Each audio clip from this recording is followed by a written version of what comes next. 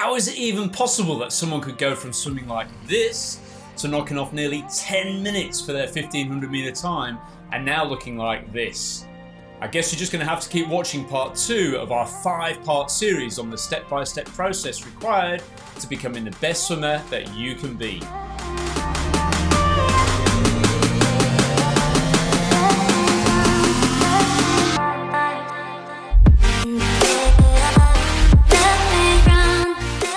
So in last week's video we discussed whether 2 common swimming acronyms, SWOLF or swimming golf and BLABT, the stroke correction hierarchy, are beneficial or harmful for your swimming, at least when taken too literally and even out of context.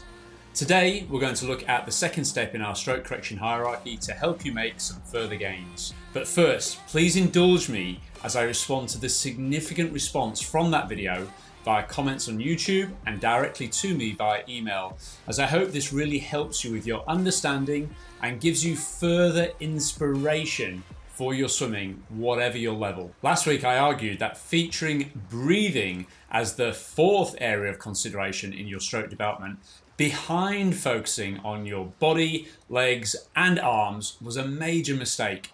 You simply cannot improve those areas of your stroke technique if you do not feel comfortable with your breathing. It's as simple as that. After all, doctors kind of recommend breathing, right? Most people who struggle with breathing believe they're not getting enough air in, whereas in reality, they're not exhaling enough air out in order to get a nice clear amount of air in. Focusing on a nice steady stream of bubbles when your face is underneath the water is one of the most crucial aspects for good, efficient freestyle swimming. The good news is anyone can do it. Even Jono Van Hazel, our Mr. Smooth, with 3.7 million YouTube views. More from Jono in a minute. If you missed last week's video, you can check it out in the link on your screen now. The video obviously stirred a few emotions, as we had many comments like Yolanda telling us that the advice helped her with cold open water swimming, something which I also used personally to keep me calm to win the 2013 28.5 mile Manhattan Island Marathon swim in 14 degrees Celsius waters. How Emma used it to unstick swimmers who weren't progressing with more advanced aspects of their stroke. How Graham used it with an elderly lady to swim her first lap of freestyle. Well done, Graham. And how Kay had used it as the one thing to finally pick up bilateral breathing. This is all great stuff. I'm really glad it helped. Over the years, I've developed a bit of a reputation as being a bit anti-establishment, or going against the status quo, shall we say. Whilst I'm not typically a contrarian in my day-to-day life, being a lifelong swimmer and triathlete, as well as a coach with a degree in sports science, has led me to be curious about finding the best possible way to do something. I've been very lucky myself to have been influenced by some great out-of-the-box thinking coaches like Robin Brew, Chris Jones and Dave Lyles, to mention just a few. And what I've learned from each is the importance of versatility, not just in the way that you coach, but also in the way that you swim as well. The whole debate about bilateral breathing and whether to do it or not always surfaces in any discussion about swimming technique. So before we move on to the second stage in our stroke correction hierarchy, I just wanted to A, clearly identify my position on this, and B, show you 2 examples of how being versatile with respect to your breathing can really help you become a better, pain-free open water swimmer. So, my position. I won't lie, I do love the benefits of bilateral breathing within the context of improving the symmetry of your stroke and the positive impact this symmetry can have on the health of your shoulders. Being married to a sports physio specialising in shoulders has really helped shape my opinion on this. Thanks, Mish. But does the fact that very few elite swimmers breathe bilaterally when they're racing disprove my focus and attention on teaching it to non-elites like yourself? Not at all. It strengthens it, if anything. Being able to breathe to either side comfortably allows you to be significantly more versatile in your open water swimming and in the pool too. Bilateral breathing doesn't have to mean breathing every 3 strokes. It could mean up the pool breathing to your left, down the pool breathing to your right. Just like Australian swimmers Ariarne Titmus at the 2020 Tokyo Olympics and Ian Thorpe at the 2004 Athens Olympics, who famously alternated breathing sides in either direction of the pool to keep a close eye on their main competitors, allowing them to win the 400 and 200 freestyle events respectively. If you've ever struggled to do true bilateral breathing, i.e. breathing every 3 strokes, why not give this little pattern a go? Breathing 2, 3, 2, 3, 2, 3, and so on and so forth. So that's 1, 2, 3, take a breath to your right. 1, 2, breath to the right again. 1, 2, 3 to the left. 1, 2 to the left again. This little pattern can help you get a little bit more oxygen in and help you make that jump from breathing every 2 to breathing every 3. Bilateral breathing could also help ward off injury, like with Lucy Charles-Barclay, the fastest and best female triathlon swimmer in the world. She famously mentioned how she believes ignoring the advice of her old coach to breathe bilaterally, who's coincidentally my best man at my wedding, Roy Shepherdson, thanks Roy, led her to develop an imbalance in her posture, resulting in a hip injury when she ran. More from Lucy in a second. And how about these sage words from Jono Van Hazel, our most watched video clip on YouTube with 3.7 million views. Here's some never before released footage from 2008 with Jono discussing why he breathes bilaterally to be more balanced. And let's face it, he's pretty smooth, right? You'll have to please excuse my choice in shorts though. So Jono Van Hazel, thanks ever so much for joining us down today and showing us your stroke. And we notice obviously you're breathing bilaterally all the time. Is that something you regularly do in training and racing? Yeah, definitely. I find that heaps, as long as you can keep both sides of the body as even as possible. I mean, sometimes you might breathe twice on one side, then take 3 strokes and twice on the next side. But if you keep that feeling of evenness in your mind, it tends to help, I think, sort of smooth out the stroke. Sure. Good looking bloke, isn't he? So here are 2 quick examples of how being able to breathe to either side, not necessarily in a 3-breath pattern, can help you on specific triathlon courses and also to potentially ward off injury midway through a marathon swim. Here's the video from last week I did for professional triathlete Sam Long, but taking things a little bit further, talking about the context of Kona. What's really quite distinct and almost unique about the Hawaii Ironman course is it's a right-hand turned course. The majority of triathlon open water events anywhere around the world are usually on left-hand turn courses, where it's a distinct advantage, as you are doing here, to be breathing only to that left-hand side. But of course, to be a versatile open water swimmer and triathlete, you need to have the ability to switch between left and the right. And in fact, if we have a little watch here of both Lucy Charles and Daniel Beckengard, so there's the course. Look, obviously, you don't need me to show you this, but right-hand turn around there, out and back basically. Why is it more beneficial to be breathing to the right on a right-hand turn course? It's just much, much simpler to see and to sight and to keep straight. So here's Lucy. I think that's Daniel swimming next to her. Daniel's swimming, breathing to the right. So too is Lucy. They're breathing in towards the course. She takes one quick check towards them. So she can breathe to the left-hand side. Both of them here breathing to the right. For yourself, we need to make a determined decision here to improve the swimming by getting you to breathe consistently and messing around and experimenting with breathing to that right hand side.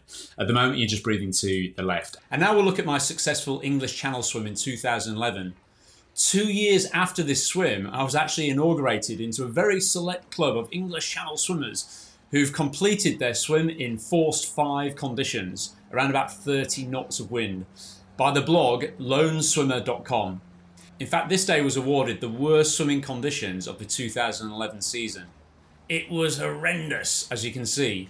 I believed I could get across in about 9 hours, but it took me over 12. The wind and waves were so severe that the boat tried to shelter me from the brunt of it by sitting off to my right-hand side, meaning I was forced to breathe to my right more frequently. Not a problem. That's my favourite side. But after about 3.5 hours in these conditions, my left shoulder was so sore that I doubted I'd be able to even make it to France. So against all advice of my crew on the boat, I switched to the other side of the boat, swimming directly into the wind and waves. But doing so meant I was forced to breathe more frequently to my left-hand side. The shoulder pain went away almost immediately, and I can now proudly say that I swam the channel. So that is why I recommend people be able to breathe to either side and feel comfortable with it. Last point. Sometimes new swimmer strokes are so slow in terms of their cadence that the time between breaths is so long that it makes it impossible to get any rhythm happening at all within the stroke. This is also true for overgliders, as we define them, swimmers who've been so intent on reducing their SWOLF scores, there's that acronym again, by taking longer, slower strokes, that there's simply too long between breaths for them ever to feel comfortable breathing any more than every 2 strokes. So we've done the breathing thing to the nth degree now, I hope you'll agree. What's next on the stroke correction hierarchy, I hear you ask? That'll be drag, or rather, how to reduce it. Unfortunately, there is no silver bullet for reducing drag in the freestyle stroke. Common causes include 1. Holding onto your breath, which increases buoyancy in the chest cavity and helps to sink the legs down in the water. 2. Lifting the head too high to breathe, which actually sinks the legs as well. 3. Looking too far forwards in the water, which sinks the legs. 4. Crossing over in front of the head, which causes the legs to scissor kick apart and also sink. And 5. Poor core control, allowing the legs to sink and the hips to snake from side to side. Tight muscles in the upper back, hips and ankles, which can also cause the legs to sink. A swimmer needs to think of these things almost on a little checklist, ticking off each one as they analyse their stroke for factors that might be adding to their drag. Ultimately, you only need to solve one equation to swim well. Your efficiency, and therefore your speed, is reliant upon you reducing drag and increasing effective propulsion. Let's look at this cool timeline video clip of former professional triathlete Scott Niedley from Scotland to demonstrate the benefit of drag reduction on his speed and efficiency when using different aids. This video sequence is not an advertisement for a particular brand of wetsuit, but what we have here is 4 panes. In the top left, Scott is wearing a wetsuit. In the top right, he is wearing a speed suit. In the bottom left, he is just swimming normal freestyle, and the bottom right using a pull buoy. This sequence is time aligned, so he's actually pushing off the wall at the same time, and yet because of the difference in buoyancy profile, we see that up in the top left, with his wetsuit on, Scott is really racing down the pool. He's a good 5 meters or so in front of himself without the wetsuit on, just because of the difference in the buoyancy. He's working at the same level of perceived exertion, but the benefit of getting your bum and legs high in the water for those of you with low sinking legs is really very apparent from this video clip. There he goes, touching the wall in the top left, and yet in the bottom left, only just coming into the last 5 meters of the swim. Slightly faster than that with the speed suit. Interestingly enough, Scott swims slightly slower with his pull buoy than he does without. This is because we'd actually categorise his stroke as slightly kicktastic. Even with the buoyancy benefits of the pull buoy, Scott is slightly slower with it than without, because he loses the benefit of the kick which pushes him from behind. If we also check out this old video footage of Tony, one of our squad swimmers, a swimmer with a threshold pace more in the 2 minutes 15 per 100 metre range. It's amazing to see just how much lift and speed that Hoob wetsuit actually gives him.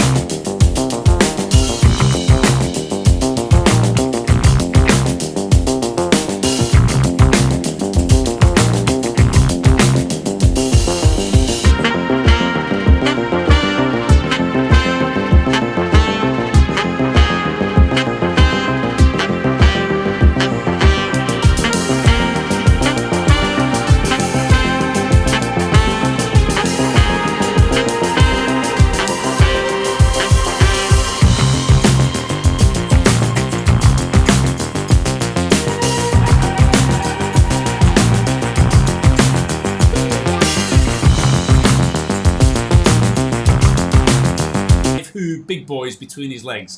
That's a huge amount of buoyancy.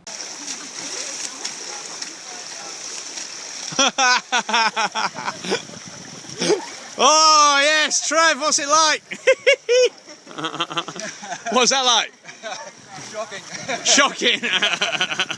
Did you feel like you were going to drown? Breathing's a challenge. But of course, we need to be able to reduce drag to allow you to swim faster without all this gear. So how exactly did Charles, a half Ironman triathlete, knock off 9 minutes over 1500 freestyle between session 1 and session 2 of his stroke correction with me? Well, he believed it was all down to my input, suggesting he looked more down towards the bottom of the pool. But if we actually check out his before and after video from a few angles, you'll see there was a little bit more to it than that. How do you feel the stroke has improved? Last time I came here was really my first time somebody tried to show me how to swim. Feet was very deep under the water. Scissoring around, my body going like this, crossover. Breathing was terrible. So I reckon there must have been some improvement. It feels like my heels are closer to the water now. Try to get rid of the crossover. I don't know if I really did. It feels a bit better. I feel smoother in the water. And are you swimming faster? Oh yeah, much. When I came last year, my pool distance for 1.5 kilometers was 38 minutes, and it's now 28 minutes. Wow, 10-minute improvement over. Fantastic. Yeah. Finally, let's check out this analysis from Mahesh from just yesterday. It's a great link between the first 2 steps in our stroke correction hierarchy, breathing and drag. And I hope some of these tips today help you work through your own drag issues this week whilst you wait for step 3 in our stroke correction hierarchy.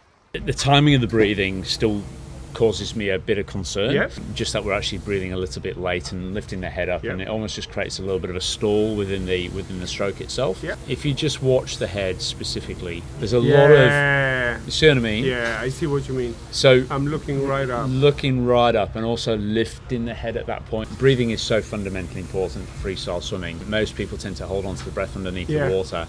But I mentioned that if something's going to go wrong within your stroke, it will go wrong when you take a breath in. Yep. And the reason it goes wrong when you take a breath in is because if you could climb inside your head, Mahesh, right now, the thing you would be thinking about is simply breathing in. That's It's correct. like a, Yeah. you know, the further you get into Yeah. the swim, the more it becomes like a survival thing. It's Yeah. like, got to get air, Yeah. got to get Yeah. air. And Yeah. so that becomes your primary focus at that point in time. Yeah.